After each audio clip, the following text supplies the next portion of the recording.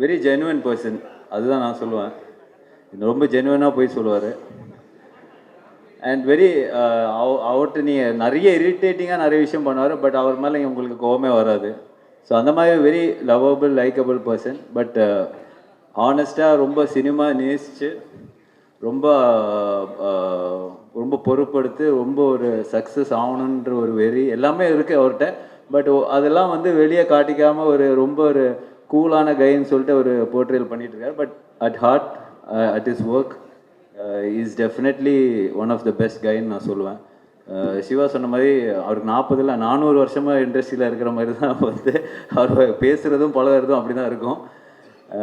அவருக்கு தெரியாத ஐட்டம்ஸ் எதுவுமே இல்லை சினிமாவில், எல்லாமே அவருக்கு தெரிஞ்சது தான். இப்போ வரப்போகிற ஏஐயில் கூட அவர் நிறைய சொல்லுவார். So but honestly all the best Sineesh. ஏன்னா அவர் பேரே வந்து நிறைய தப்பாக தான் சொல்லுவேன். இப்போ வந்து சிவா கூப்பிட்றது தான் சரி, தப்பாக தான் கூப்பிடுவார். ஸோ அவரே வந்து நம்ம வந்து நிறைய பேரில் கூப்பிடுவோம். So but all the best Sineesh. கண்டிப்பாக சூப்பர் ஹீரோ அண்ட் நிஞ்சா. நீங்கள் வந்து ரொம்ப நாளாக நடிக்கணும்னு ஆசைப்பட்ட போஸ்ட் நீங்கள் ரிலீஸ் பண்ணியிருக்கீங்கன்னு நினைக்கிறேன். So definitely all the best.